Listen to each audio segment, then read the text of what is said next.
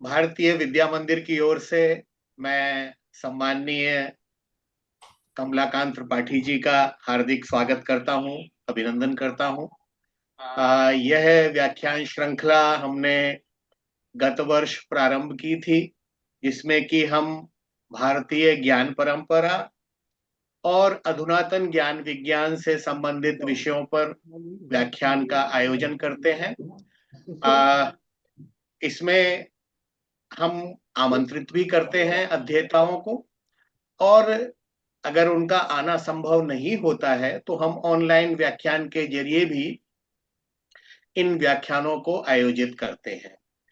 और इस व्याख्यानमाला को प्रारंभ करने का विचार भारतीय विद्या मंदिर के अध्यक्ष डॉक्टर विठलदास मुंदड़ा जी के मन में आया, और उनके आदेश पर मैंने इसे कार्यान्वित करने की एक कोशिश की।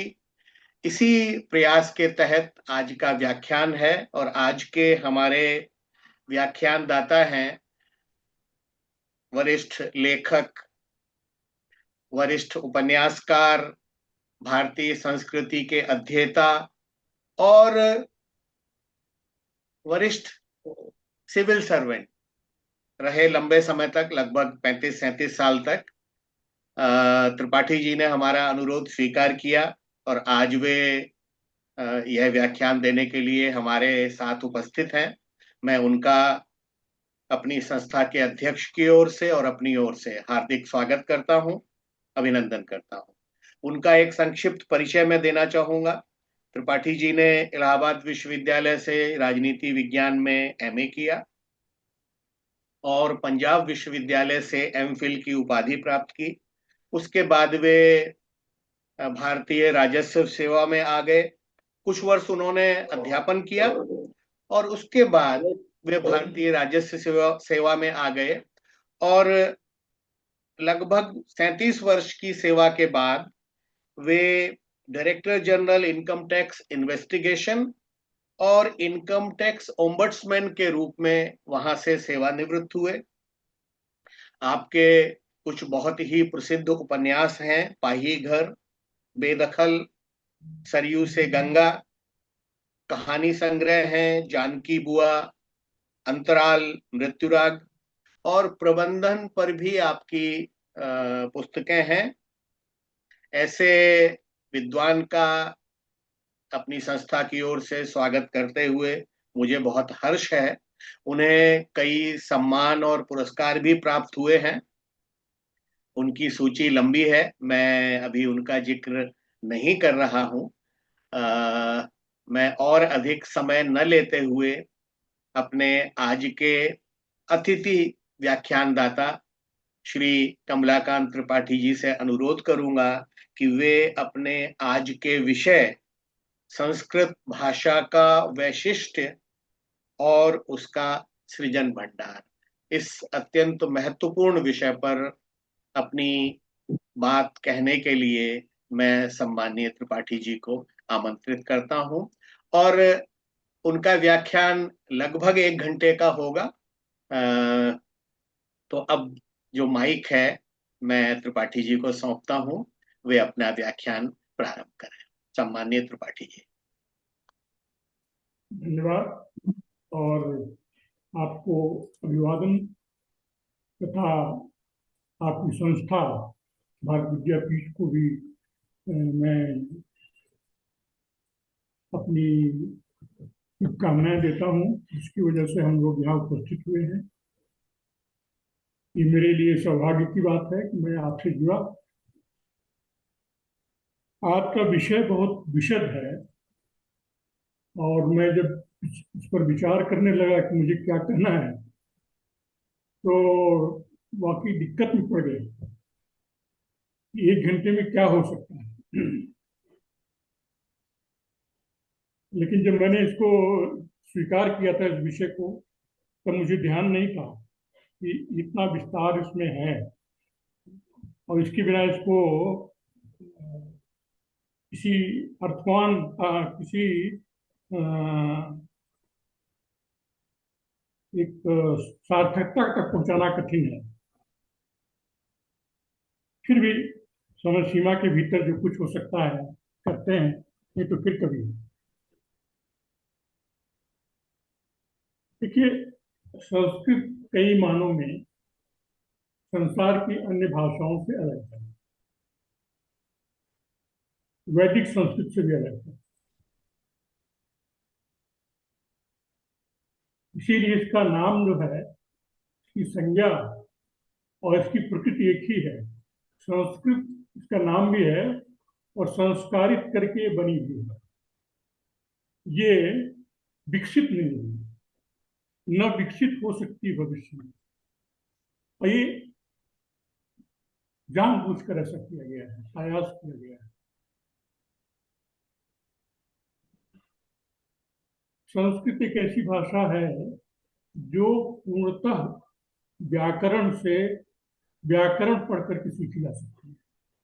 संसार की अन्य कोई भाषा ऐसी नहीं है जिसे केवल व्याकरण से सीखा जा सके। तो वो व्याकरण कैसा होगा? जिस व्याकरण से पूरी भाषा को हम सीख सकते हैं, प्रयोग स्वतः आ जाता है बाद में। जो हमारी पद्धति रही है संस्कृत पढ़ाने की, उसमें केवल व्याकरण पढ़ाया जाता था और पाणिनि के सूत्र रट लेने के बाद उनका अर्थ समझाया जाता था। और उतना कर लेने के बाद, आचार्य हो जाने के बाद, तो इसी विषय की संस्कृत की पुस्तक आराम से पढ़ सकते हैं। तो इसका काम, इसका जो श्रेय है वो जाता है पाणिनि को। विदग्ध पर्सनैलिटी थी उनकी, ऐसे बहुत कम लोग होते हैं। अपना पूरा जीवन लगा दिया उन्होंने इस उद्देश्य को प्राप्त करने के लिए। पाणिनि के समय तक, उनका समय करीब 500 700 ईस्वी पूर्व से 500 ईस्वी पूर्व तक मानते हैं, लेकिन कोई निश्चित नहीं है। हमारे यहाँ काल गणना बहुत मुश्किल है, क्योंकि तो कोई अपने बारे में कुछ लिखता नहीं है। हमारे यहाँ बायोडेटा लिखने का कोई, अपने बारे में कोई परिचय देने की कोई परंपरा नहीं रही, क्योंकि कर्म को ही प्रधान मानते हैं, जो कृति करते हैं उसी को प्रधान मानते हैं। न तो वास्तुकार, न कलाकार, न नृत्यकार, कोई अपना परिचय नहीं देता, न कोई साहित्यकार, नाम तक नहीं मिलता कालिदास। तो पाणिनि का अनुमान है कि वो 500 700 से 500 ईस्वी पूर्व, 700 ईस्वी पूर्व से 500 ईस्वी पूर्व में वो कार्यरत थे। उनका जन्म तलातुर नामक एक गांव में हुआ था, जो उस समय गांधार कहलाता था। इस समय वो पाकिस्तान में है, जो वहाँ की पेशावर घाटी है उसी में पड़ता है। मेहनसांग जब 7वीं शताब्दी ईस्वी में यहाँ आए थे, तो सलातुर होते हुए आए थे। उस समय वहाँ पाणिनि की एक मूर्ति थी, उसका उन्होंने जिक्र किया है। तो पाणिनि का जो कार्य है वो महत्वपूर्ण है। पाणिनि ने पूरे देश का भ्रमण किया और भिन्न भिन्न भिन्न भिन्न प्रांतों में, भिन्न भिन्न भागों में जो प्राकृतें बोली जाती थी, उनके शब्द भंडार का उन्होंने संग्रह किया। और वो इसमें उनके ग्रंथ अष्टाध्यायी में एक अनुसूची के रूप में उपलब्ध है। उनके पहले क्या हुआ था, कुछ दिनों पहले जो वैदिक भाषा का स्टैंडर्ड रूप था, बोलचाल में वो नहीं रह गया था। बोलचाल में वो एक दूसरी भाषा उससे मिलती जुलती चलने लगी थी। जैसा कि होता है कि बोलचाल में कभी भी प्रामाणिक जो स्टैंडर्ड भाषा, मानक भाषा होती है, उसका प्रयोग नहीं हो पाता बहुत दिनों तक, उसका रूप बदलता रहता है। उसके व्याकरण की आवश्यकता थी। पहले कुछ लोगों ने प्रयास भी किया था, उन्होंने कुछ लोगों का जिक्र भी किया है, लेकिन उनको एक मान्यता नहीं प्राप्त हुई। तो इस भगीरथ कार्य को इन्होंने पूरा किया पाणिनि ने। तो सभी देश के विभिन्न भिन्न भागों में गए, वहाँ के प्राकृतिक शब्दों को और वहाँ के भिन्न भिन्न पेशे में लगे हुए लोगों से मुलाकात, उनसे भी शब्द बटोरे। ब्राह्मण, क्षत्रिय, खेती किसानी करने वाले, गाय चराने वाले, भेड़ चराने वाले, तरह तरह के चर्मकारों से जो चौड़े काम करते थे, इन सबसे मुलाकात की, विशाल भंडार इकट्ठा किया। उस भंडार को उस समय जो वैदिक भाषा का जो एक प्रचलित रूप था, जो शास्त्रीय वैदिक भाषा से, आर्य भाषा से अलग हो गया था, उसके साथ मिलाया और मिला करके उन्होंने सब को एक समाहित करके व्याकरण के सर्वांग नियमों से बांधा। एक तो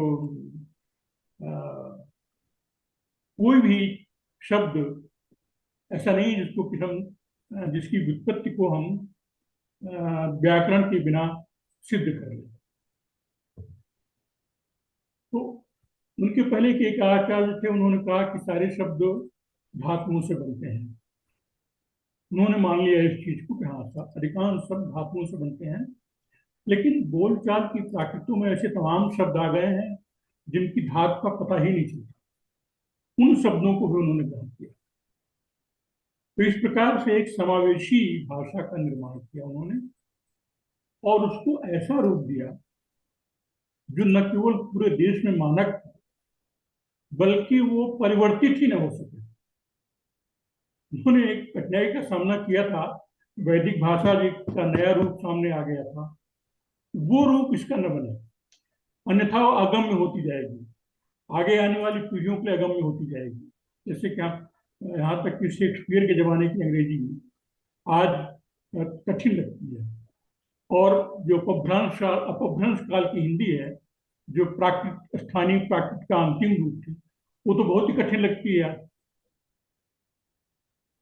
तो एक ऐसी भाषा का निर्माण जो उसी रूप में बनी रहे, ये व्याकरण के सहारे ही हो सकता था। इस रूप में संस्कृत दुनिया की एकमात्र भाषा है जो मर नहीं सकती। जो जो थी 2000 साल पहले वही रहेगी। संस्कृत सीखने वाला व्यक्ति उसको उसी आसानी से सीख सकता है जिस आसानी से 2000 साल पहले सीख सकता है। तो एक तो वो सार्वकालिक हुई, दूसरे समावेशी हुई, पूरे देश के लिए हुई। हमने उस समय मद्रास में काम किया था, चेन्नई, उसके पास तंजौर में एक सरस्वती लाइब्रेरी है। मैंने वहाँ विशाल भंडार देखा संस्कृत ग्रंथों का। उनकी लिपि थोड़ी भिन्न थी। उन्होंने क्या किया पंडित लोगों ने कि वहाँ की जो तमिल लिपि थी, तमिल लिपि में बहुत सारी ध्वनियाँ नहीं है संस्कृत में, उनको जोड़ दिया और उस लिपि का नाम दिया ग्रंथि लिपि। उस ग्रंथि लिपि में ताड़ के पत्रों पर सारे हमारे ग्रंथ जो यहाँ प्राप्त हैं वो लिखे हुए मिलते हैं। एक ऐसी खास तरह की कलम होती है, जला करके जिसको गर्म करते हैं फिर उसके बाद लिखते हैं। तो ताड़ के पत्र में छेद भी होता जाता है और रंग भी आता जाता है, रंग और छेद दोनों होते जाते हैं। वो फिर अमिट हो जाता है, पेपर से बहुत दिनों तक चलती है। ताड़ पत्रों पर लिखी हुई उसी लिपि मैंने सारे ग्रंथ लिखे वहां। तो पूरे देश में इसका एक मानक रूप बना और एक कालजयी रूप बना। इसलिए एक और विशेषता इसमें आ गई जो आपको मार्क किया होगा। इसमें एक दुनिया की ऐसी एकमात्र भाषा है जिसमें एक ही अर्थ में, सटीक एक ही अर्थ में कई कई शब्द पाए जाते हैं, जिन्हें पर्यायवाची शब्द कहते हैं। हिंदी को भी मिले हैं संस्कृत कृपा से। पर्यायवाची शब्द क्या है? एक ही संज्ञा के लिए भिन्न भिन्न भागों में भिन्न भिन्न शब्द प्रचलित थे। उन सबको उन्होंने परिष्कृत करके संस्कृत में ले लिया। हम जहाँ बैठे हैं कर्नाटक में, वहाँ पानी को पानी नहीं कहते, वहाँ नीर कहते हैं। दक्षिण में तमिलनाडु में भी नीर कहते हैं, और बंगाल में पानी तो जानता नहीं कोई जल कहते हैं। तो पानी के जितने पर्यायवाची हैं, मूल पर्यायवाची, कुछ तो बना के उसको बढ़ा देते हैं, लेकिन जो मूल पर्यायवाची शब्द हैं वो सब भिन्न भिन्न भागों के शब्द हैं जो पानी के लिए इस्तेमाल होते रहे होंगे उस जमाने में। अब शायद चेंज हो गया। तो ये पर्यायवाची शब्द ठीक उसी अर्थ में केवल संस्कृत में पाए जाते हैं। और किसी भाषा में थिसॉरस हो सकता है, मिलते जुलते अर्थ वाला, लेकिन एक ही मतलब वाला, एक ही अर्थ वाला, ठीक एक ही अर्थ वाला शब्द नहीं मिलता। तो एक तो ये हुआ कि एक कालदेयी भाषा का विकास हो गया, जिसमें कि उस समय तक जो कुछ लिखा गया था, जो हमारी साहित्य संपदा थी, शास्त्र संपदा थी, वो सुरक्षित हो गई। अगर विद्वान रहें और किताबें लुप्त न हो जाएं, और उसके आगे भी जो लिखा जाएगा वो भी उसमें जुड़ गया, जो अविनाशी हो गया, कालजयी हो गया। संस्कृत के साथ एक और विशेषता जो मैंने महसूस किया है, संस्कृत को कभी भी भ्रष्ट नहीं किया जा सकता। संस्कृत को कभी भ्रष्ट नहीं किया जा सकता। संस्कृत संस्कृत ही रहेगी। अब आप देखिए, जो नाटक हैं, संस्कृत के नाटक हैं, नाटककार लोग काफी विद्वान होते थे। तो उन्होंने स्त्रियों के पास और स्त्रियों के संवाद और अन्य सामान्य जनों के संवाद प्राकृत में लिखे हैं। तो प्राकृत का सहयोग संस्कृत के साथ चलता रहा। ये कभी इसको बिगाड़ा नहीं जा सकता। इसके सारे के सारे जो जो अभिजन पात्र हैं, वो तो संस्कृत में बोलते हैं, राजा, विदूषक, नायक। लेकिन स्त्री पात्र और अन्य पात्र, सामान्य पात्र, उसको स्थानीय प्राकृत में बोलते हैं। प्राकृत के भिन्न भिन्न रूप है, भिन्न भिन्न प्रांत। पाली भी एक प्राकृत का रूप है, और प्राकृतें हमेशा बदलती गई हैं। यही कारण है कि जो प्राकृत का अंतिम रूप था, अपभ्रंश, जैसे रामचंद्र शुक्ल ने लिखा है, वही हिंदी का आदि रूप है।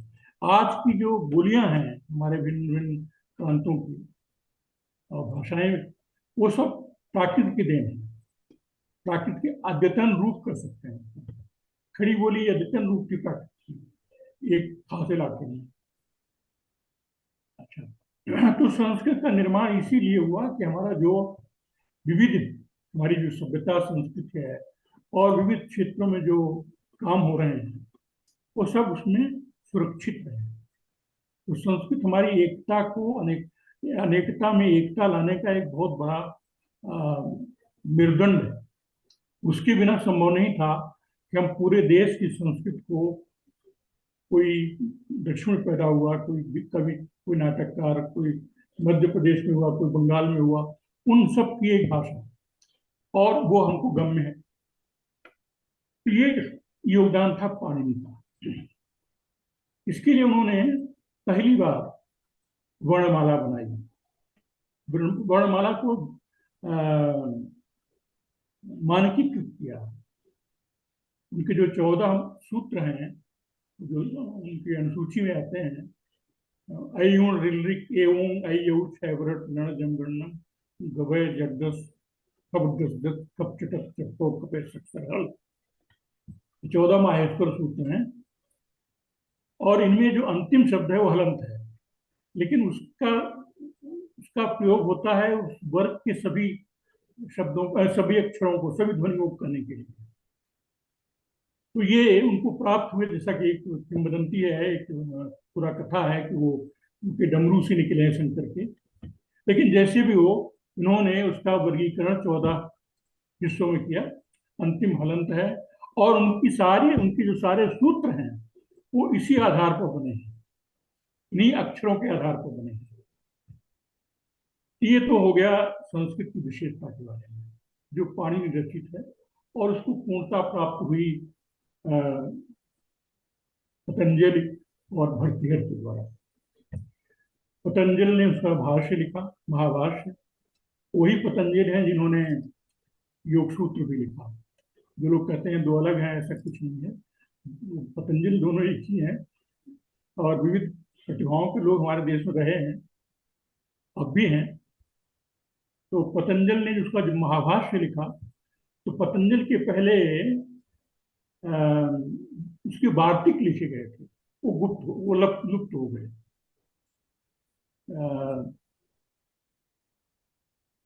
नाम नहीं याद आ रहा। तो उन वार्तिकों का भी भाष्य लिखा। आज हम उन वार्तिकों को केवल पतंजलि के महाभाष्य के नाते जानते हैं, उनका उनको लुप्त हो चुके हैं। तो अष्टाध्यायी और वार्तिक, इन दोनों का भाष्य महाभाष्य लिखा पतंजलि ने, उसमें नई भावनाएं जोड़ी। उसको उन्होंने शब्द ब्रह्म की संज्ञा दी, क्योंकि उनका जो पाणिनि का जो मूलभूत प्रयास था वो शुद्ध शब्दों को प्राप्त करने का था, जबकि महाभाष्य के पतंजलि ने उसको शब्दों के विभिन्न अर्थों की ओर ध्यान दिया, शब्दों के विभिन्न अर्थों के शब्दों के अर्थ विस्तार की ओर ध्यान दिया, और उसको तत्व मीमांसा में बदल दिया, मेटाफिजिक्स तक उसको ले गए, शब्द ब्रह्म की परिकल्पना।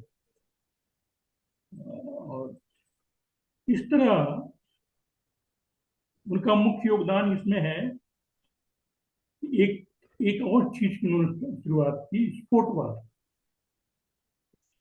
उन्होंने कहा कोई शब्द बनवाने किसी विद्वान के पास नहीं जाता, जैसे लोग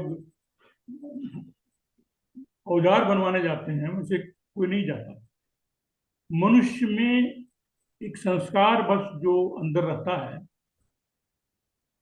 उसी का स्फोट होता है, उसी का स्फोट उसके अंदर भी होता है, और जो सुनता है उसको भी होता है। तो अगर उसमें ह्रस्व दीर्घ वगैरह का की त्रुटि हुई तो त्रुटि उसको प्रभावित नहीं करेगी। जो अवबोध होता है स्फोट से होता है। इस स्फोटवाद को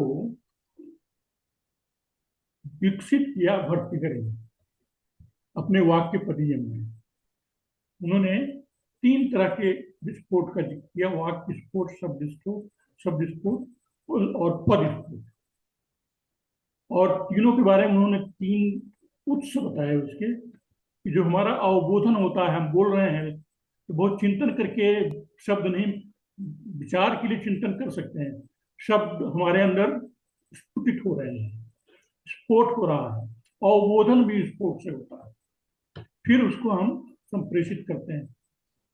और जब श्रोता का या पाठक का स्फोट, उसके उसके मस्तिष्क में जो स्फोट होता है वो, और अवबोधन का स्फोट एक में मिल जाते हैं तो उसको बोल जाता है। हम कितना भी अशुद्ध बोल रहे हों, उसको स्फोट उसका अर्थ मालूम जाता है।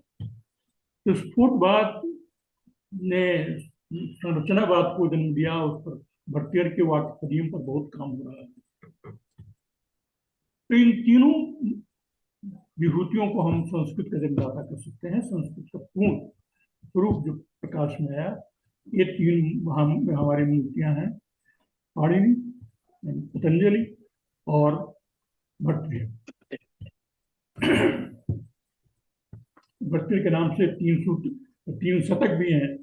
नीच शतक, उस बारे में विवाद भी है कि दोनों एक ही थे कि अलग अलग थे, लेकिन वो भी काफी बहुमुखी प्रतिभा के थे। राजा थे, राजपाट त्याग करके सन्यासी हो गए थे, और उन्होंने वाक्य पदियम लिखा। बहुत आजकल इसकी बड़ी चर्चा है वाक्य पदियम की। जब से ये डिकॉन्स्ट्रक्शन का जब से जोर आया है, तब से उसका बहुत जोर है। अब वो तमाम पाश्चात्य विद्वानों ने उसका रेफर किया है। तो संस्कृत की इस विशेषता के साथ हम इसके भंडार की ओर चलते हैं।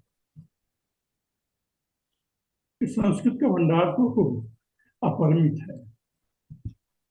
उसमें से जो शास्त्र जिसको कहते हैं, शास्त्र में हमको मिल सकता है यहाँ की सामाजिक व्यवस्था का प्राचीन रूप, जो वर्णाश्रम धर्म है।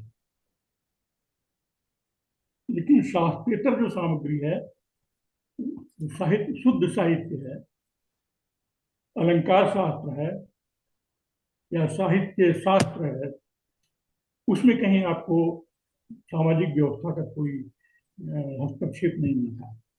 शुद्ध रस निष्पत्ति के लिए किया गया है। जो शास्त्र सामग्री है, जो उसको अलग कर लेना जरूरी है। पहले तो शास्त्र में आते हैं श्रुति। श्रुति में चार संहिताएं, ऋग्वेद, सामवेद, यजुर्वेद, अथर्ववेद बहुत बाद में बना। पहले त्रयी का ही महत्व था, और उसी में ब्राह्मण ग्रंथ और उपनिषद भी आते हैं, आरण्यक भी उसी में आते हैं।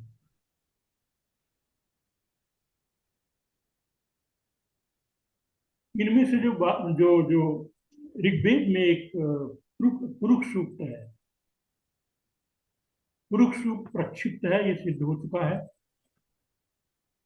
कोलब्रुक और मैक्स मूलर दोनों ने मान लिया है, और मान ही नहीं लिया, उसको एक्सप्लेन किया है कि ऐसे शब्दों का प्रयोग हुआ है जो त्रय के काल में ही नहीं थे, जैसे बसंत ऋतु का प्रयोग नहीं होता था।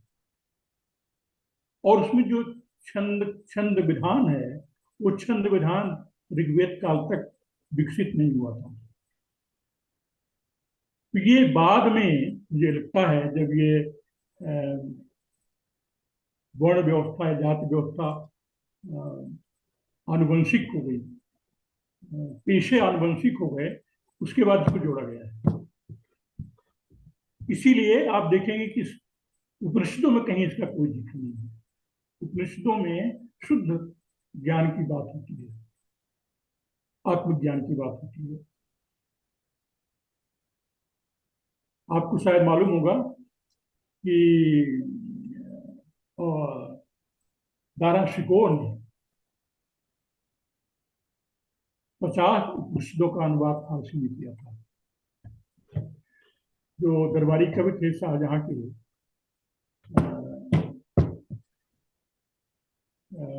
ये बनारस वाले,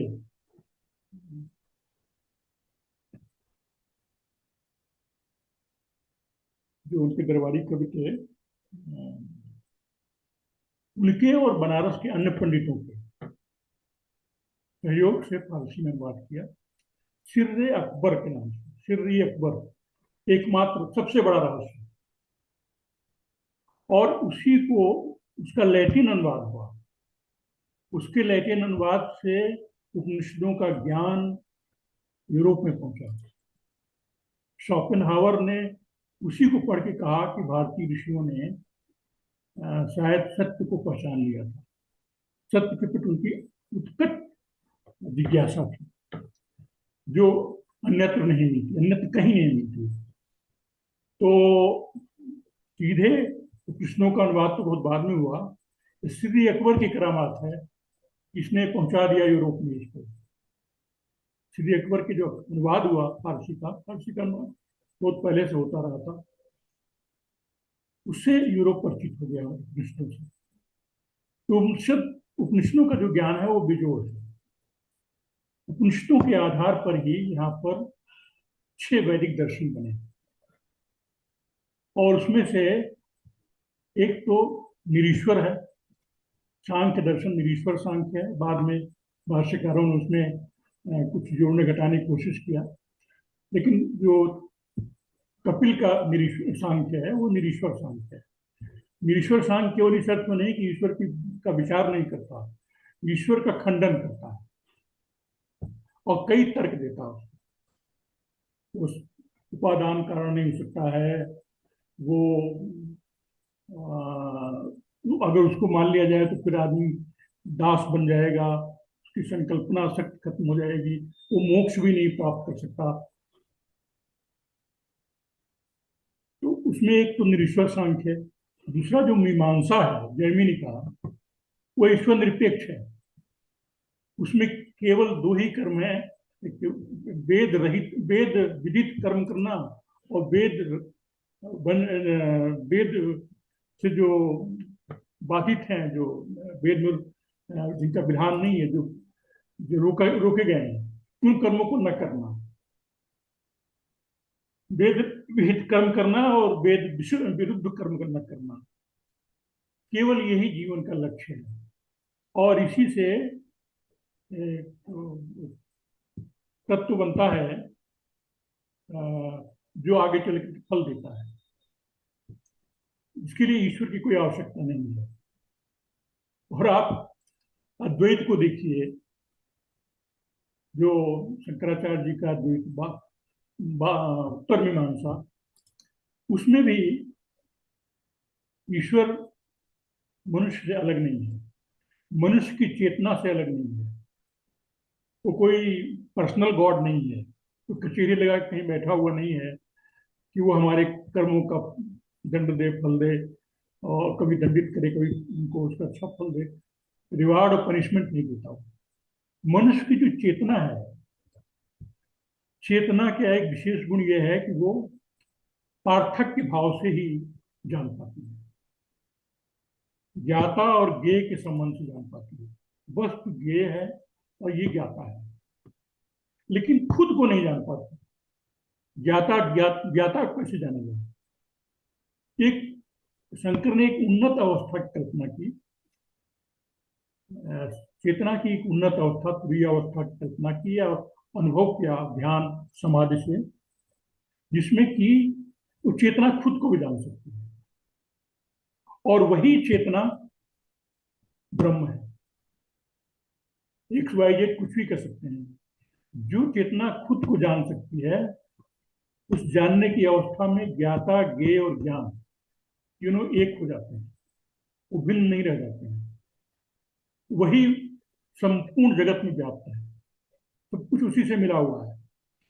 बाकी जो पदार्थ दिखाई पड़ते हैं, वो उनको नाम माया का दिया गया। माया का मतलब ये नहीं।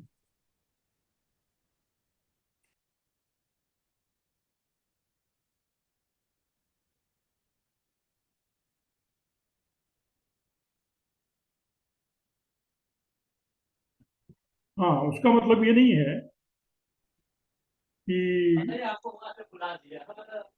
वो मिथ्या है। मिथ्या नहीं है वो नाशवान है। जो चीज नाशवान नहीं है उसको सत्य नहीं कहा जाता। जो जो जो चीज नाशवान है उसको सत्य नहीं कहा जा सकता है। तो कोई तो आदि कारण है। साइंस इस चीज को मानता है कि शून्य से कुछ पैदा नहीं हो सकता। जब सब कुछ नाशवान है, हम भी नाशवान हैं, शरीर भी नाशवान है, और जो भौतिक पदार्थ है वो भी नाशवान है, अपना रूप बदलते रहते हैं, पदार्थ से ऊर्जा, ऊर्जा से पदार्थ होते रहते हैं। तो एक आदि कारण होना चाहिए। तो शंकर ने कहा आदि कारण वही आज चेतना, हमारी ही चेतना है, जो हमारे अंदर अविनिविष्ट है, लेकिन संभावना के साथ। उस संभावना को उन्होंने ब्रह्म का नाम दिया। वही सत्य है, अंतिम सत्य है, वही अल्टीमेट रियलिटी है। तो शंकर भी इसीलिए प्रच्छन्न बोध कहलाते हैं। वो ईश्वर को नहीं मानते, अलग से ईश्वर को नहीं मानते।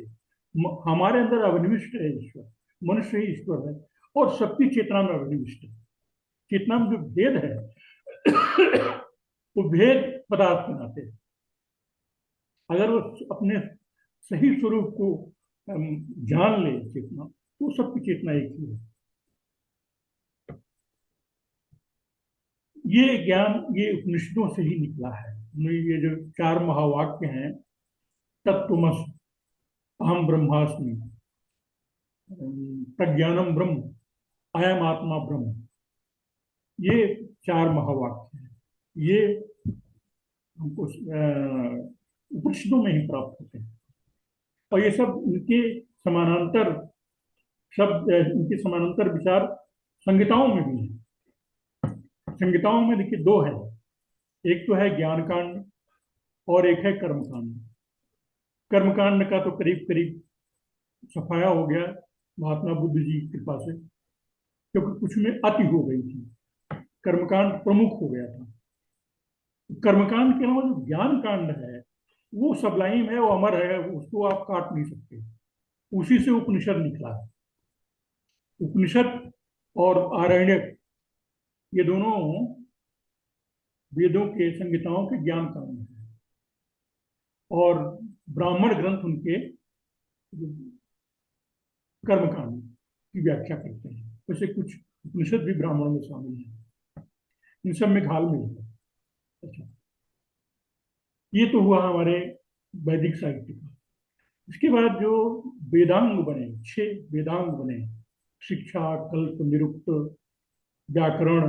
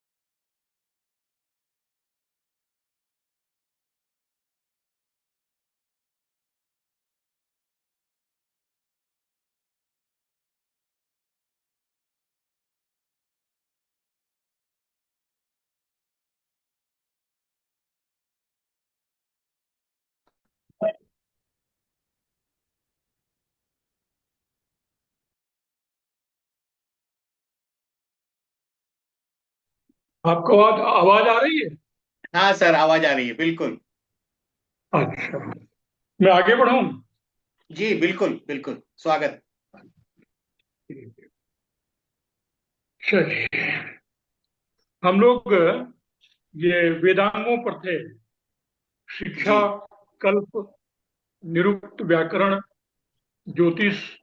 ज्योतिष में यज्ञों का समय निर्धारण होता था। छंद, मंत्रों की छंद योजना होती थी। और कल्प में मंत्रों के प्रयोग के अवसर का जिक्र होता था, का विचार किया गया है। ये वेदांग और और जो श्रुति है, श्रुति और वेदांग मिला करके ये वैदिक साहित्य का यही अंतर है। उसके बाद जो शास्त्रों में आता है वो स्मृति ग्रंथ है। उसमें करीब 20 स्मृतियां हैं। मनुस्मृति तो बहुत ख्यात है, लेकिन और भी हैं। याज्ञवल्क्य, आपस्तंभ, कात्यायन वगैरह की। पुराण 18 हैं। उसमें मुख्य हैं भागवत पुराण, गरुड़ पुराण, विष्णु पुराण वगैरह, और 18 उपपुराण भी हैं।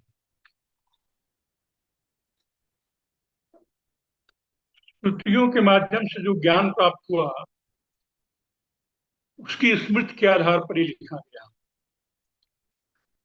पुराणों में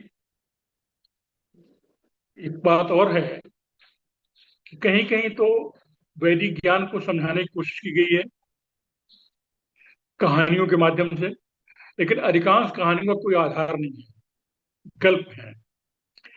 तो पुराणों ने वर्ण व्यवस्था को स्थापित करने में या उसको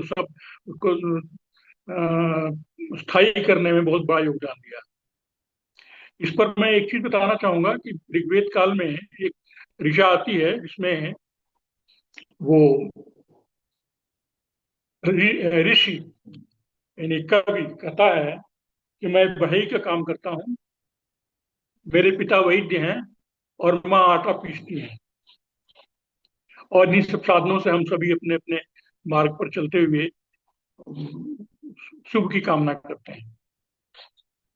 तो और भी कई ऐसी दिशाएं हैं जिनमें मनुष्य मात्र की उत्पत्ति मन से बताई गई है। ऐसे में ये जो पुरुष सूक्त है, जिसमें चार महाविराट पुरुष के 4 अंगों से 4 वर्णों का जिक्र है। ब्राह्मणों से मुखमासीत बाहु राजन्य गुरु सदस्य यद्वैश्य पदव्याम शूद्रो हो जाए, वो आधारहीन हो जाता है। जब सबकी उत्पत्ति मनुष्य हुई, इसका मतलब ये हुआ, पुरुष सूक्त का मतलब ये हुआ कि मनुष्य पैदा ही नहीं हुआ, शुरू से वो 4 वर्ण पैदा हो गए। तो वो एक रूपक है, और बहुत बाद में वो रूपक बना जब वर्ण व्यवस्था, जब ये जो पेशे थे, पेशे धीरे धीरे आनुवंशिक होते गए। ये बहुत सामान्य प्रक्रिया है। पेशों का आनुवंशिक होना बहुत सामान्य प्रक्रिया है, हर जगह होता है ये। अभी भी नए नए पेशे बन रहे हैं और आनुवंशिक भी हो रहे हैं। तो पेशों के आनुवंशिक होने के बाद इसका सोपानीकरण जो हुआ, ये बड़ा खतरनाक। ब्राह्मण, ब्राह्मण, क्षत्रिय, वैश्य, शूद्र। और शूद्र तो कोई वर्ण था ही नहीं, पहले 3 ही वर्ण थे, और तीनों में श्रम विभाजन था। ब्राह्मण काल तक 3 ही वर्ण मिलते हैं, उसका श्रम विभाजन था। बाद में जो अपने वर्ण से, अपने अपने वर्ण के कार्य में दक्ष न होने से, या वहां कार्य न मिलने से जो लोग च्युत होते गए, वो शूद्र होते गए। जैसे ब्राह्मणों को गायें बहुत मिलती थी, गायों का पालन सब कर नहीं पाते थे, तो कुछ लोग यही काम करने लगे, और उनके अंदर योग्यता नहीं थी ब्राह्मणों को, जो ब्राह्मण जो यज्ञ वगैरह कराते थे। क्षत्रियों को राजन्य कहा गया, वो क्षेत्र की रक्षा करते थे। सबको तो ये काम मिल नहीं सकता, वो भी इसमें शामिल हो गए। और एक तो पक्का प्रमाण है कि वैश्यों को कृषि और व्यापार दोनों कहा गया था, यही करेंगे। धीरे धीरे कृषि को छोड़ते गए, क्योंकि दोनों अलग तरह की प्रतिभा की जरूरत पड़ती है। कृषि व्यापार के विस्तार के लिए, व्यापार का विस्तार हस्त कौशल की वजह से होता गया, हस्त कौशल में वृद्धि की वजह से होता गया, तो वो उनका व्यापार बढ़ता गया। तो वो व्यापार में केंद्रित हो गए और खेती छोड़ दिया। तो खेती का सारा काम शूद्रों के ऊपर आ गया। तो जो जो इस तरह से एक प्रकीर्ण वर्ण बना, उसमें उसने खेती करना शुरू कर दिया। और बाकी जो अन्य देशों के लोग आए, वो लोग भिन्न भिन्न हस्त कौशल अपना लिए। हस्त कौशल जो है उनमें उनमें बड़ी प्रगति हुई और उनका विस्तार हुआ। इसका एक पॉजिटिव एस्पेक्ट भी है, आयरनिकल है वो ये है कि आनुवंशिक हस्तशिल्प के कारण यहाँ का हस्तशिल्प दुनिया भर में सर्वोच्च माल उत्पन्न कर रहा था एक जमाने में। एक जमाने में क्या, बहुत दिन तक, जब अंग्रेज यहाँ आए तब तक। जब औद्योगिक क्रांति हुई उसके बाद सब कुछ बदला। बाकी यहाँ का निर्यात अधिशेष बहुत ज्यादा था। और दो रास्तों से यूरोप जाता था माल यहाँ का, जिसमें मलमल और बहुत चीजें ऐसी थी जो यहाँ पैदा होती थी, वहाँ पैदा ही नहीं होती थी यूरोप की जलवायु में। जैसे गन्ना, तो चीनी और गुड़ यहीं से बन के जाता था। चावल यहीं पैदा होता था, वहाँ चावल पैदा नहीं होता था। मलमल यहीं से जाता था। हाथी दांत यहीं से जाता था, हाथी दांत से बनी हुई चीजें। सोरा यहीं बनता था, यहीं मिलता था, वहां मिलता नहीं था।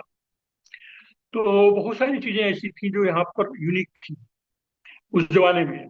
बाद में तो गन्ना उन्ना तमाम जगहों पर पैदा होने लगा, लेकिन जो ज्ञात विश्व था उसमें खाद्य पदार्थों में और मसाले, मसालों की एक विशेष उपयोगिता थी जिससे हम लोग बहुत कम परिचित हैं। उस जमाने तक, मशीन के आविष्कार के पहले तक, यूरोपियंस केवल पशुचारण करते थे। और कहीं कहीं पर कुछ खेत थे उनके, बाद में बने। तो पशुचारण में जब बर्फ गिरती थी तो उनके लिए जगह नहीं रह जाती थी, पशुओं के लिए बड़ी मुश्किल से उनके लिए रहती थी जगह। तो अपने पशुओं का एक हिस्सा वो मार देते थे, मार करके मांस को सिझा कर रख देते थे। सिझाने के लिए उस जमाने में प्रिजर्वेटिव क्या था? कि भारतीय मसाले। भारतीय मसाले और ईस्ट इंडीज से भी आते थे, वही सारा व्यापार भारतीयों के हाथ में था।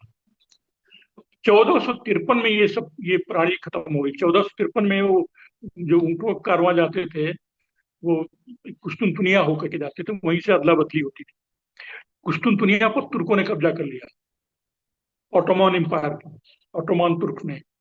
और वो सारा रास्ता बंद कर दिया, क्योंकि उसके सारे अरब व्यापारी थे। अरब उन्होंने उन्होंने अरबों से दुश्मनी की थी। अरबों का अरब साम्राज्य छीन लिया था और खिलाफत भी छीनना चाह रहे थे। तो वहां से ये शुरू हुआ भारत का वैकल्पिक समुद्री मार्ग खोजने की प्रतिद्वंदिता। तो पहले इंग्लैंड महाशक्ति नहीं थी, उसमें महाशक्तियां थी पुर्तगाल और स्पेन। पुर्तगाल का जो वास्को डी गामा, वो पूरब की ओर चला और कोलंबस पश्चिम की ओर चला। तो पहले वो पहुंच गया एक टापू पर अमेरिका के पास, उसी को इंडिया मान लिया, इसलिए वहां के लोगों को रेड इंडियन कहा गया। बाद मालूम हुआ तो ये नई दुनिया है।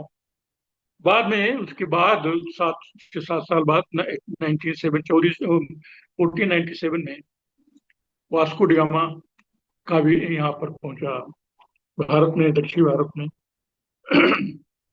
और फिर सारे यूरोपियन अपने जैसे जैसे बढ़ते गए, धावा करना शुरू कर दिए इधर। अंत में आया अंग्रेज। अंग्रेज ने कई लड़ाइयां लड़ी थी उनमें आपस में, क्योंकि भारत का व्यापार बड़ा लाभदायक था। तो इस तरह से उन्होंने एक ईस्ट इंडिया कंपनी बनी, और ईस्ट इंडिया कंपनी ने पहले तो व्यापार किया। 1600 में बनी थी, 1600 से 1757 तक व्यापार करती रही, और दोनों को फायदा हुआ उसका। इसलिए मुगल काल में गरीबी नहीं आई, जबकि दंड ये राजस्व व्यवस्था बहुत गड़बड़ थी। इसके बावजूद गरीबी नहीं आई। राजनीतिक अस्थिरता के बावजूद आर्थिक अस्थिरता नहीं, कि आर्थिक व्यवस्था में कोई फर्क नहीं पड़ा।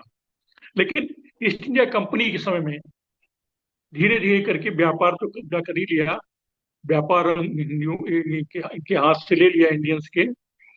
और फिर शासन सत्ता की ओर बढ़ चले। तो व्यापार को चौपट करने में या इस आर्थिक व्यवस्था को चौपट करने में, भारत के निर्यात को खत्म करने में ईस्ट इंडिया कंपनी का योगदान सबसे अधिक है। उन्होंने तब तक वहां औद्योगिकरण हुआ और इंडिया से जो पूंजी गई उसी के नाते वहां औद्योगिकरण हुआ, औद्योगिक क्रांति हुई। तो उसमें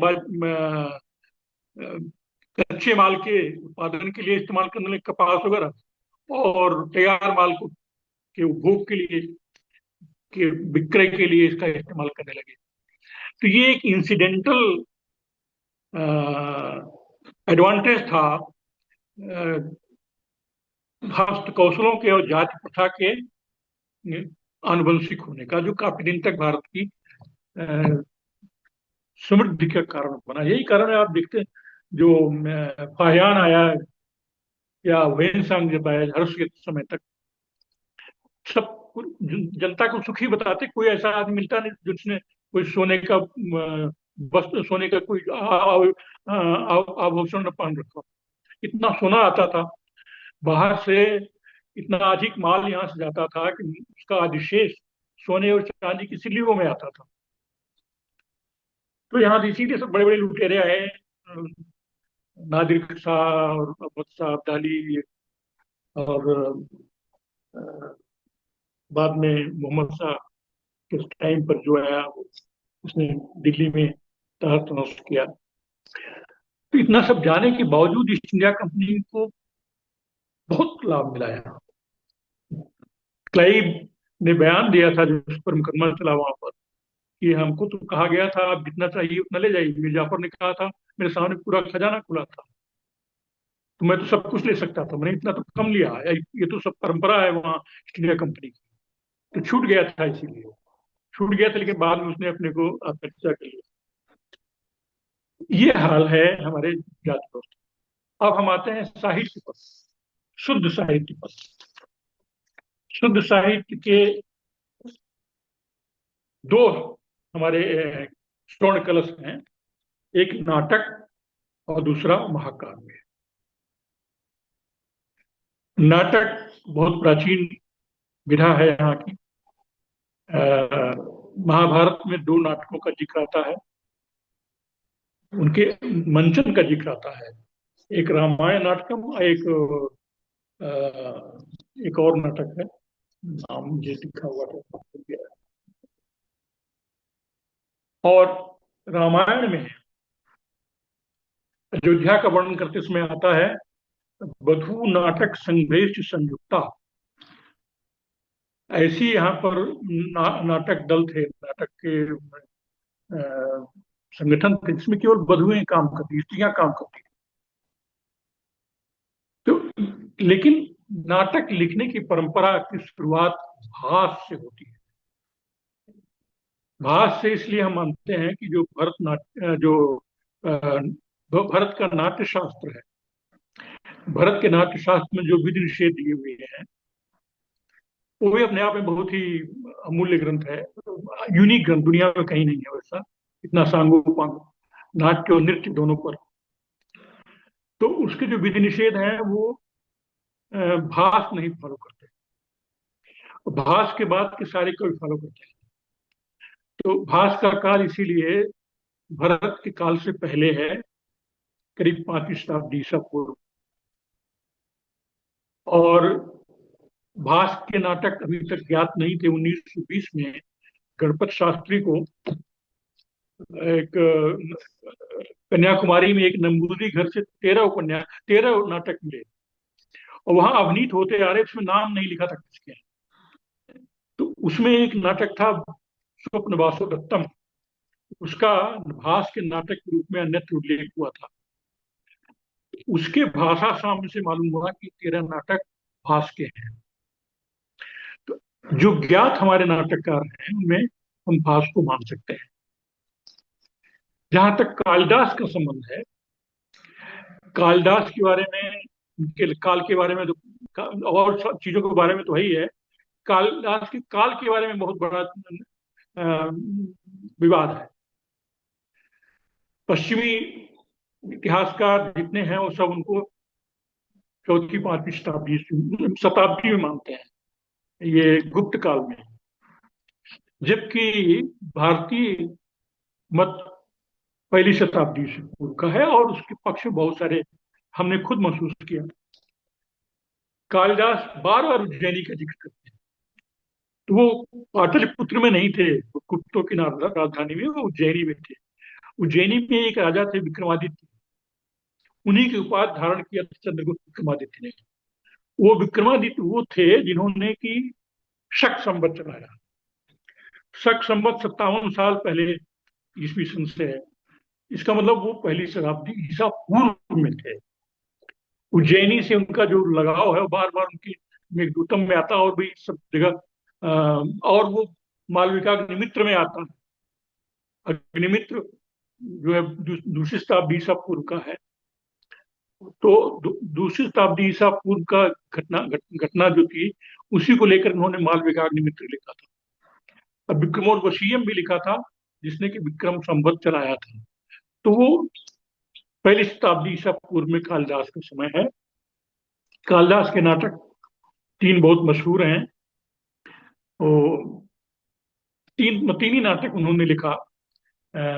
शाकुंतलम, अभिज्ञान शाकुंतलम, अ, अम, मालविकाग्निमित्रम, और विक्रमोर्वशीयम। उनमें शाकुंतलम सबसे अच्छा बन पड़ा है, और पूरे विश्व में उसकी चर्चा है। गेटे ने उसकी बड़ी तारीफ की थी अंग्रेजी में, और मेरे पास अंग्रेजी में उपलब्ध है वो, तो आपने सुना ही होगा उसको।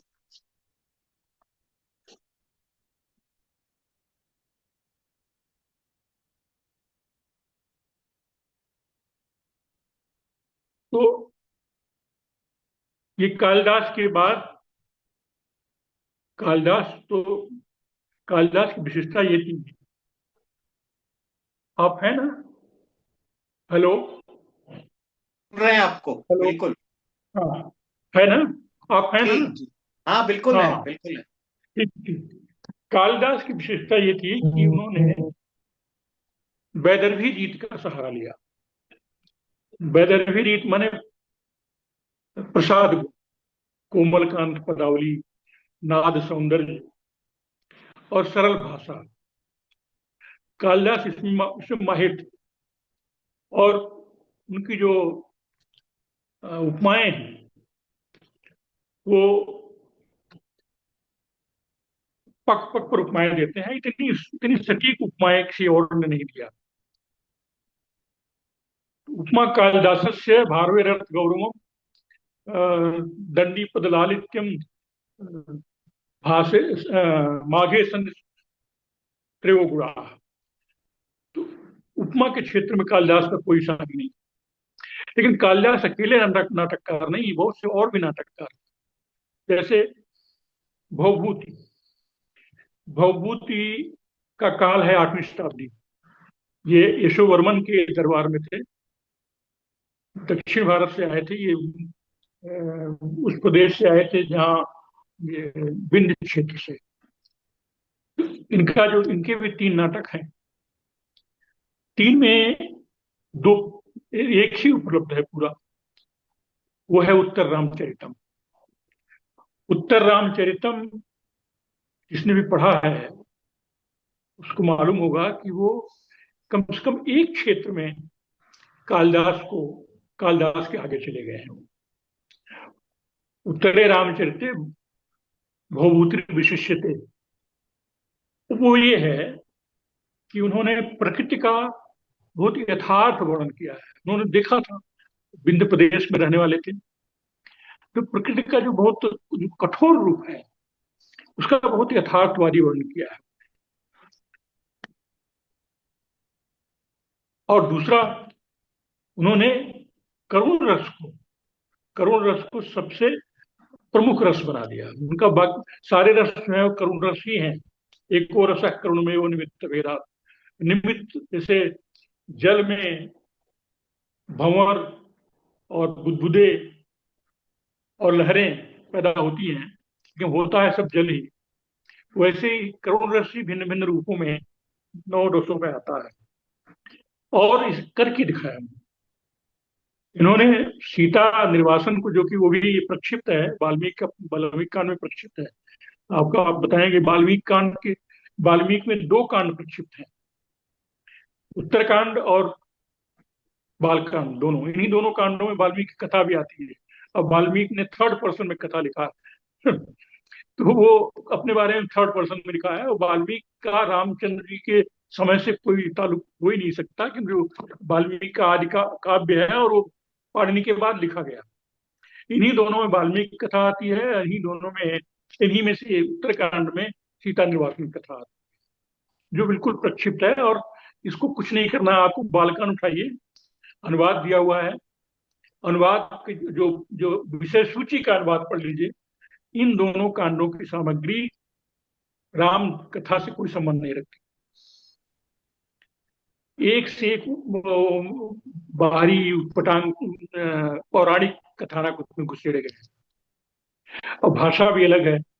युद्धकांड के अंत में उसकी फलश्रुति भी दे दी गई है, दोबारा फलश्रुति उसमें आती है उत्तरकांड में, और बहुत विस्तार से। तो वही प्रसंग टेढ़े मेढ़े करके बार बार उसमें दोहराए गए हैं, बालकांड में, उत्तरकांड में। तो उत्तरकांड में था नहीं, लेकिन ये ऐसे ढंग से हुआ कि कालिदास अपने रघुवंश में नहीं समझ पाए, भवभूत अपने नाटक उत्तर रामचरित में नहीं समझ पाए, शायद तुलसी ने समझ लिया इस चीज। तो उन्होंने दोनों को गायब कर दिया बिल्कुल। उनका बालकांड उनका अपना है, और उत्तरकांड पूरा का पूरा ज्ञान भक्त विवेचन है, उसमें कोई कथानक है ही नहीं। और उसमें उत्तरकांड में ही आता है शुरू में, वो लोग उसका जन्म दिखाते हैं अयोध्या में, तुलसी। ऐसा नहीं केवल इग्नोर कर दिया, नाना पुराण निगमागम सम्मतम यत् रामायण निगतम कुछ दिन तोपी, कुछ और जोड़ने की बात की, गायब करने की बात तो नहीं थी उसमें। तो उन्होंने सीता निर्वासन को गायब कर दिया, और इनका जन्म, लौ कुश का जन्म अयोध्या में दिखाया। आप खुद ये मिल जाएगा। तो ये मैं बात कर रहा था इनकी भवभूत की। तो भवभूत ने पहला काम किया कि राम को अवतार के मर्यादा के धरातल से उतार कर साधारण मनुष्य, एक ऐसा मनुष्य जीवन भर संघर्ष करता है, अस्तित्व का संघर्ष करता है, और एक धैर्यवान और जुझारू व्यक्तित्व ने प्रदान किया। और तीसरा काम ये किया उन्होंने, जो रस उन्होंने कहा कि ये करुण रस को उन्होंने बहुत ऊंचाई प्रदान किया। अब आप देखें, सीता का जो निर्वासन होता है, वो राम का आत्मनिर्वासन बन जाता है, और वो राजा राम राजा राम और मनुष्य राम, उन दोनों के बीच का द्वंद्व है, जो करुणा के रूप में प्रकट होता है। इतने विवश हैं राम, मनुष्य के रूप में राम, कि राजा के रूप में जो राम है, उनकी आज्ञा को न केवल बाध्य है, बल्कि उससे अपने दुख को व्यक्त नहीं कर सकते। उन्होंने उदाहरण दिया है कि जैसे विंध्य पर्वत में जो सोते हैं, वो अंदर अंदर बहते हैं, पत्थरों तक को काट देते हैं, लेकिन बाहर नहीं दिखाई पड़ते। तो राम का दुख उस तरह का दुख है। तो करुण रस को बड़ी प्रधानता होती है। तो करुण रस की प्रधानता और प्रकृति वर्णन में एकदम यथार्थ प्रकृति वर्णन आपको ठीक सामने लाके खड़े कर देंगे। अभी मैं कुछ उदाहरण देता, लेकिन समय नहीं है। एकदम वहां का दृश्य ला के सामने खड़े कर देते हैं, सारा वो भयावहता वहां की जंगल की। और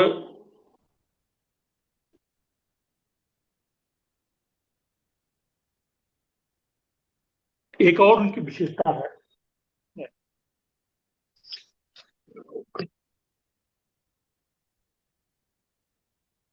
जो भी है वो कालिदास से विशिष्ट हो गए हैं इस मामले में उत्तर रामचरितम में।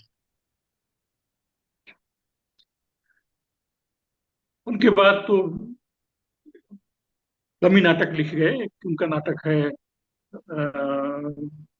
अश्वघोष का, जो बुद्ध चरित्र, नाटक नहीं तो मैं तो बहुत सारी, ये तो हाँ महाकाव्य है। मैं महाकाव्यों पर आता हूँ। तो महाकाव्यों में आदि काव्य तो इतिहास ग्रंथ मान लिया गया, महाभारत को भी इतिहास ग्रंथ मान लिया गया। तो पहला काव्य जिसे हम कह सकते हैं कई अर्थों में महाकाव्य वो रघुवंशम है। महाकाव्यों को दो श्रेणियों में बांटा गया है, जो प्रमुख महाकाव्य, बाकी तो और भी हैं, लघुत्रयी और बृहत्त्रयी। तो बृहत्त्रयी में भारविका, किरातार्जुनीयम, माघ का शिशुपाल वधम और श्रीहर्ष का नैष्ठि चरितम, ये तीन आते हैं। इनका फलक बहुत विस्तृत है और जो परिभाषा दी हुई है साहित्य शास्त्र में महाकाव्य की, उसको पूरा करते हैं। क्योंकि मैंने बताया था पहली शताब्दी ईस्वी पूर्व के हैं। इन्होंने जो रघुवंशम और जो दूसरा महाकाव्य रघुवंशम मेघदूतम और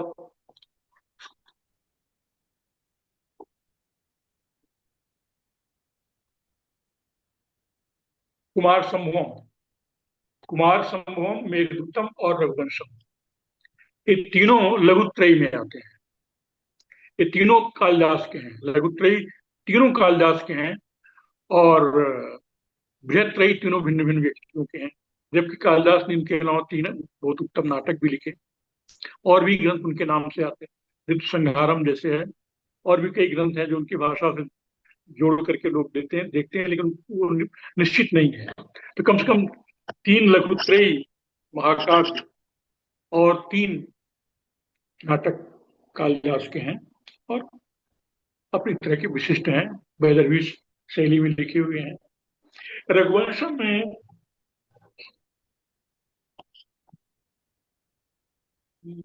एक खास बात यह है कि उसकी उसमें रघुवंश का वर्णन किया गया है पूरा। करीब दिलीप से शुरू करते हैं वो, राजा दिलीप से, और दिलीप के पुत्र अज, अज के पुत्र दशरथ, दशरथ के राम, राम के लव कुश, कुश को बड़ा मानते हैं। उसके बाद उन्होंने 22 राजाओं का जिक्र किया है रघुवंश के, और अंतिम राजा था अग्निवर्ण, वहां तक आते हैं। अग्निवर्ण को कुछ करने को नहीं था क्योंकि सारा साम्राज्य बन चुका था, व्यवस्थित था। तो वो ऐसे आराम में लग गया, विलासता में लग गया और क्षय रोग से ग्रस्त होकर के मर गया।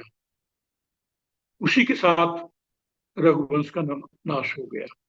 तो रघुवंशम जो है ये रघुवंश के 22-23 राजाओं का, 24-25 राजाओं का जिक्र है। इसमें जिक्र है क्या, उनका वर्णन है, लेकिन दिलीप से लेकर के राम तक विस्तार से वर्णन है। और उन्होंने सीता निर्वासन को माना तो है, लेकिन सीता को काफी ताकत, काफी मजबूत व्यक्तित्व बनाया है। सीता ने उनसे पूछा, लक्ष्मण से जब जा रहे, मतलब जब विदा होने लगे, तो पूछा कि उस राजा से पूछना। राम को पहली बार उन्होंने राजा कहा और राम नहीं कहा, उस राजा से पूछना कि हमने कौन सा ऐसा कौन सा हमने अपराध, जब मेरी अग्नि परीक्षा हो चुकी थी उसके बाद किसके भय से हमको यहाँ पर किया गया।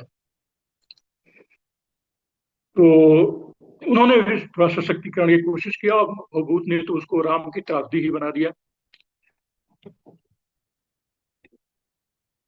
इसके अलावा जो दो महारथी हैं हमारे महाकाव्यों के, भारव और माघ, वो बड़े विचित्र हैं। वो रघुवंश में और उनमें कोई कोई अ, बराबरी नहीं। रघुवंशम तो छोटा महाकाव्य है। भारवी का 20 सर्गों का 18 सर्गों का महाकाव्य, और उसमें महाकाव्य की सारी परिभाषाएं, सारी ऋतुओं का वर्णन, समुद्र का वर्णन, अ,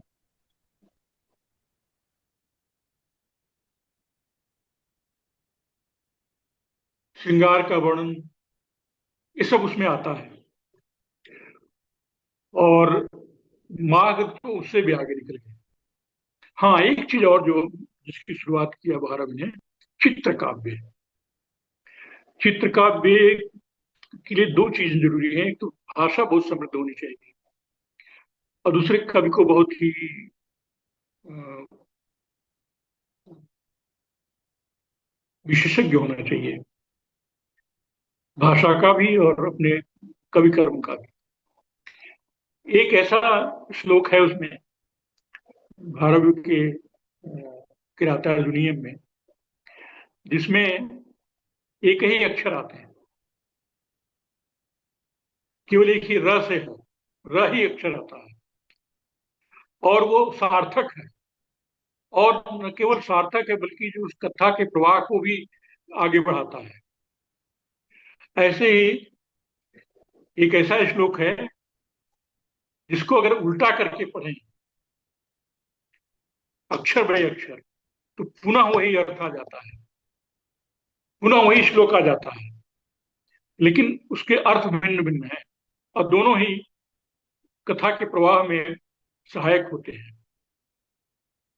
ऐसे ही उनके रूपक के प्रयोग हैं कि एक ही रूपक के प्रयोग से 4 बार वही रूपक आता है, 4 बार वही अ, यमक आता है, और चारों का अर्थ भिन्न भिन्न है।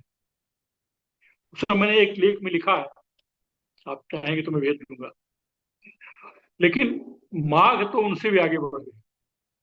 माघ ने 20 सर्ग, उनके उनके 18 सर्ग थे, उन्होंने 20 सर्ग का शिशुपाल बधम लिखा। दोनों कथानक महाभारत से लिए गए थे। भारत का अ, वन पर्व से, जहाँ अर्जुन तपस्या करने जाते हैं पहले इंद्र की, और उनके कहने पर शिव की पास पदार्थ के लिए। वहीं माघ शिशुपाल वध की कथा लेते हैं, जो अ, युधिष्ठिर के यज्ञ, युधिष्ठिर के राजसूय यज्ञ के समय हुई, जिसमें प्रथम पूजन किसका किया जाएगा, इस बात को लेकर के द्वंद्व खड़ा हुआ। जो कुछ भी भारत ने किया, जो कुछ भी, सॉरी,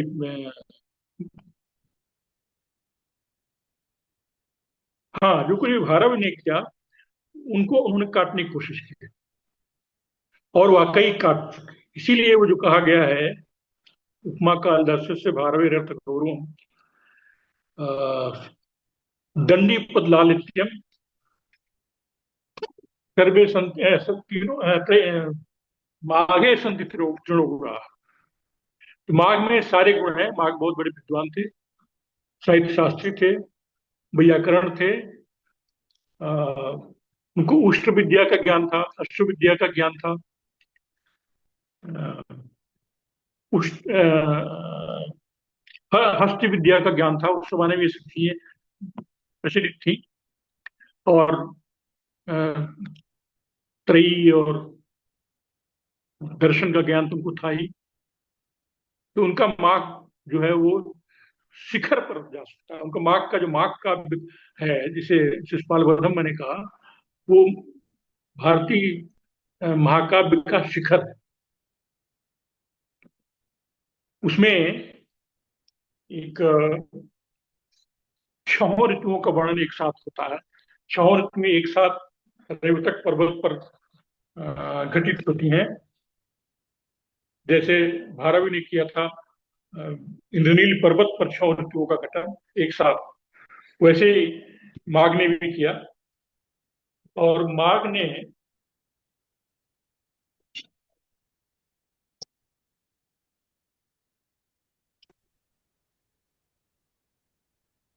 उसमें द्रुत विलंबित छंद और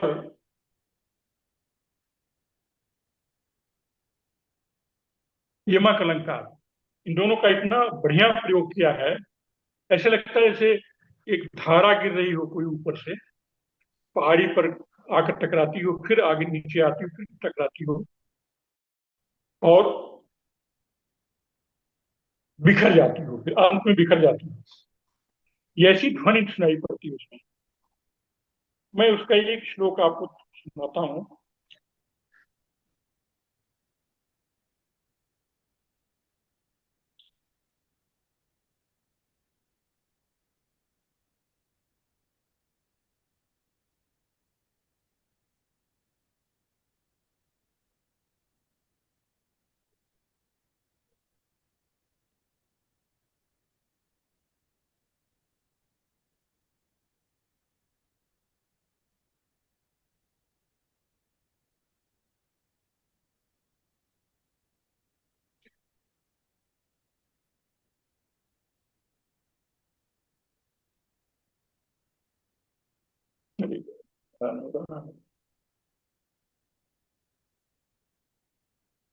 सर हम लोग कंक्लूड करें अब।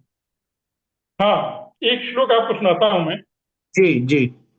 जो जो उनका माघ का है, वसंत ऋतु का वर्णन है, कैसे उन्होंने द्रुत विलंबित का और यमक अलंकार का प्रयोग किया है, दोनों का संयोग किया है। नव पलाश पलाश वनम पुरा, स्फुट पराग परागत पंकजम, मृदुतांत लतांत मृदुतांत लतांत मलोपयत सुरभिम सुरभिम सुमनो भरे, सुरेतिस्म विलोचन तारका दुर्बकस तर्बकस जतिशींद्रि गुणवदाश्रय तब्ध गुरुदये मलि मलिन मालिनी माधव योजना। कई उनके श्लोकों का बिल्कुल नकल करके बिहारी ने लिखा है। तो बिहारी के कई पदों में बहुत लोगों को मालूम नहीं है। तो ये स्वर से गाए जा सकते हैं और बहुत ही इनमें नाद सौंदर्य है और साथ ही साथ अर्थ सौंदर्य भी है। तो मैं इसी के साथ अब समाप्त करता हूँ, आगे फिर देखा जाएगा। बहुत बहुत धन्यवाद आदरणीय त्रिपाठी जी। आ, इस व्याख्यान में बहुत कुछ सीखने को मिला और अपने प्राचीन साहित्य को समझने और अप्रिशिएट करने की एक दृष्टि हमें त्रिपाठी जी से मिली। हम आगे और कोशिश करेंगे कि हम उनको फिर से सुने, जो हिस्सा आज रह गया है उसके बारे में आगे जाने, और यदि संभव हुआ और त्रिपाठी जी तैयार हुए तो हम उनको कलकत्ता भी आमंत्रित करेंगे ताकि वो एक दो दिन हमारे साथ रह के हमारा ज्ञानवर्धन करें। और अब मैं भारतीय विद्या मंदिर के अध्यक्ष, हमारे संरक्षक और इस समस्त आयोजन के पीछे जिनकी दृष्टि है, डॉक्टर विट्ठल दास मुंदड़ा जी से अनुरोध करूंगा, अध्यक्षीय वक्तव्य के लिए भी और औपचारिक धन्यवाद ज्ञापन के लिए भी। डॉक्टर विट्ठल दास जी मुंदड़ा।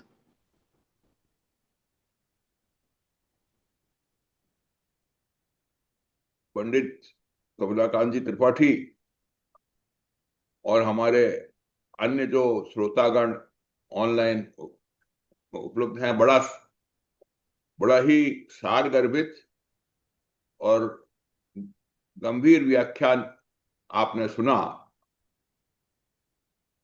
संस्कृत वाङ्मय इतना विशाल है कि उसको एक भाषण के अंदर, और वो भी 1 घंटे में, समेट लेना बहुत मुश्किल है। जितना त्रिपाठी जी ने मतलब कि हमें बताया,